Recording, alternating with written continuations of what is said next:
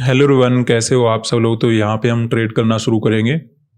वैसे तो हमें ओपन होते ही मार्केट में रिजेक्शन नज़र आ रहा है, लेकिन हम यहाँ पे कॉल साइड में काम करने वाले हैं। तो सबसे पहले बैंक निफ्टी का पोजीशन अपना बना लेते हैं, क्योंकि जब हम एसएल हंटिंग के अकॉर्डिंग काम करते हैं तो मार्केट ने कैसा कैंडल बनाया, कैसा मोमेंटम आ रहा है, उस बेसिस पे ट्रेड ना बनाकर हम ये देखते हैं कि उस मोमेंटम को देखकर दूसरे लोग कैसा काम करने वाले हैं।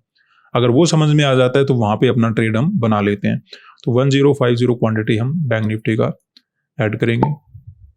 उसके बाद अपना सेंसेक्स में पोजीशन बना लेते हैं, 840 क्वांटिटी बाय करेंगे और निफ्टी में ऐड कर लेते हैं 1275 क्वांटिटी। तो यहाँ पे वैसे तो हमें ट्रेड बनाते ही थोड़ा बहुत प्रॉफिट और लॉस नजर आ रहा है। एक्सपेक्टेड तो ये करेंगे कि कल जैसा हमने प्रॉफिट बनाया था वैसा ही आज हमें प्रॉफिट बनाने का मौका मिले, क्योंकि अगर यहाँ पे पॉजिटिव मोमेंटम होता है तो काफ़ी अच्छी स्ट्रेंथ हमें ओवरऑल देखने को मिल सकती है। स्ट्रेंथ क्यों देखने को मिलेगी?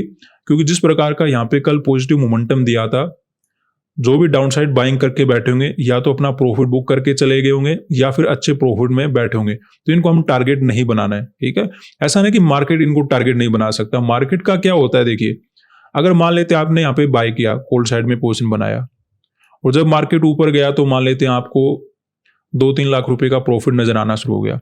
अब जब मार्केट नीचे आएगा तो आपका प्रॉफिट कम हो जाएगा, तो आप में भी भाग जाओ, लेकिन आप एसएल नहीं देने वाले, ठीक है। आपका हो सकता है यहाँ पे 3 लाख रुपए का प्रॉफिट नजर आ रहा हो, यहाँ पे आपको 1 लाख रुपए मिले, तो ऐसा कुछ हो सकता है, लेकिन आप एसएल मार्केट को नहीं देने वाले। तो जो अच्छे प्रॉफिट में बैठे होते हैं उनको हम टारगेट अपना नहीं बनाते, ठीक है। तो इसलिए डाउन साइड के बायर को तो हमें टारगेट बनाना नहीं है। अब देखिए, जिस प्रकार का पॉजिटिव मोमेंटम है, यहाँ पर भी बायर हो सकते हैं, पोजिशनल बायर यहाँ पे होल्ड करके बैठे हो सकते हैं, लेकिन सेंटीमेंट ओवरऑल जो मार्केट का बना हुआ है वो काफी ज्यादा नेगेटिव है।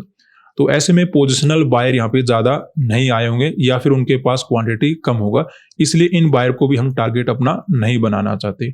अब देखिए, अगर कोई पॉजिटिव स्ट्रेंथ होता, पॉजिटिव ट्रेंड वगैरह चल रहा होता, तब तो ऐसे मोमेंटम में बायर को टारगेट बनाया जा सकता था, लेकिन न्यूज वगैरह के कारण सेंटीमेंट काफी ज्यादा नेगेटिव बना हुआ है मार्केट को लेकर, इसलिए यहाँ पे बायर ने अपनी पोजीशन ज्यादा होल्ड वगैरह नहीं किया होगा या फिर बड़ी क्वांटिटी में होल्ड नहीं किया होगा, इसलिए इन बायर को भी हम टारगेट नहीं बनाना चाहते। तो नीचे के बायर को भी टारगेट नहीं बनाया जा सकता, इन बायर को भी हमें टारगेट नहीं बनाना है। तो मार्केट क्या करेगा, कुछ एसएल वगैरह क्रिएट करेगा सेलर के, यानी कि दूसरे लोगों को सेलिंग करने के लिए इनवाइट करेगा, और जैसे ही वो सेलिंग करना शुरू करेंगे मार्केट के अंदर फर्दर पॉजिटिव मोमेंटम होना शुरू हो जाएगा। क्योंकि जिस प्रकार का मोमेंटम हो चुका था, यहाँ पे डायरेक्टली सेलर के एसएल अवेलेबल नहीं थे, इस वजह से थोड़े बहुत एसएल क्रिएट करने के लिए मार्केट नीचे आया हुआ है। जैसे ही एसएल वगैरह क्रिएट हो जाएंगे, 500 के नीचे अपना ट्रेड करना शुरू कर चुका है, तो दूसरे लोगों के एसएल आपको कहाँ पे मिल सकते हैं, 500 के ऊपर मिलेंगे कुछ लोगों के, और कुछ लोगों के बिल्कुल हायर पॉइंट के ऊपर मिलेंगे।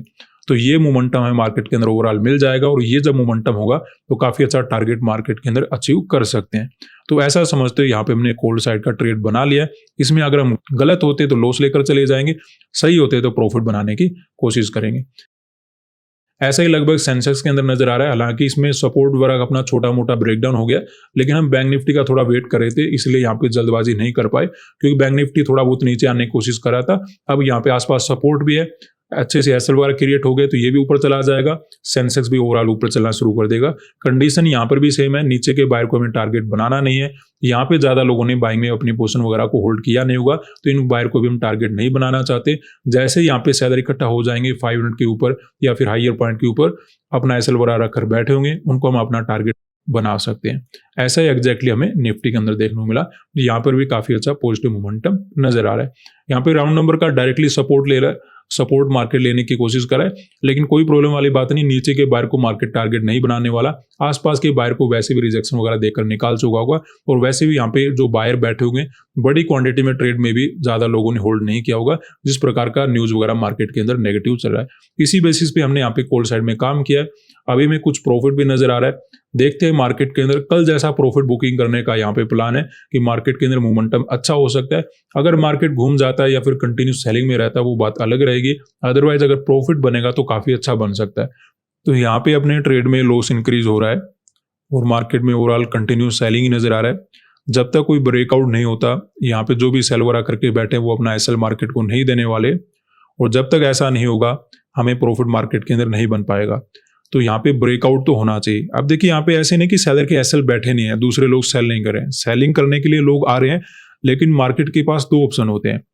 या तो मार्केट क्या करता है, पॉजिटिव मोमेंटम किया, सेलर के एसएल क्रिएट किए और उसी दिन उनको टारगेट बनाकर मार्केट ऊपर चला गया। या फिर दूसरा ऑप्शन होता है मार्केट के पास कि एक दिन पॉजिटिव मोमेंटम किया, अगले दिन नेगेटिव मोमेंटम किया, अच्छे से सेलर इकट्ठे किए और उससे अगले दिन मार्केट ने क्या किया, गैप वगैरह देकर इन सेलर को अपना टारगेट बना लिया। तो मार्केट के पास दोनों ऑप्शन होते हैं। अब देखिए अगर अगले दिन टारगेट बनाता है तो मे बी आज हमें लॉस वगैरह लेकर जाना पड़ेगा, अदरवाइज अगर आज ही मार्केट टारगेट बनाता है तो अपना प्रॉफिट बन जाएगा। लेकिन हमारे पास इंट्राडे में देखिए कोई बड़ा एसएल नहीं होता, तो अगर लिमिट के बाहर जाएगा तो लॉस वगैरह लेकर मे भी जाना पड़ सकता है। हम ऐसे नहीं कि बैठे रहेंगे मार्केट के अंदर, इस ट्रेड को होल्ड कर लेते हैं, कल मार्केट में गैप ओपन हो जाएगा तो अगले दिन प्रॉफिट बन जाएगा, वो गलत होता है। प्रोबेबिलिटी होती है, ऐसे नहीं कि मार्केट के अंदर होना चाहिए।